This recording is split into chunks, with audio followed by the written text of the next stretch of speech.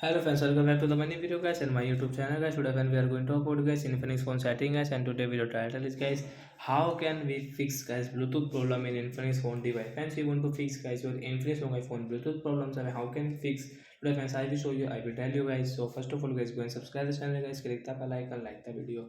So friends, open your phone setting to fix guys your phone Bluetooth network settings. So after on phone setting guys, you can see this type of settings. So how can we fix guys infinix on my phone Bluetooth problem? So guys, click on my phone system setting guys, on system setting guys, reset option setting guys, tap here. As you can see Bluetooth setting, so we will tap here to fix guys phone Bluetooth setting guys, tap here guys, please wait. So after 4 and 5 seconds guys, your Bluetooth problem will fix and guys you can use guys your Bluetooth setting without any problem. After that guys, you have any problem guys, so guys take a screenshot of your phone model number guys, send me in comment section, I will check, I will help you. So friends, now guys you can use guys your Bluetooth setting in your infinix phone device from here and you can use it. So like the guy, we can fix infinix from my phone Bluetooth problem. So bye guys.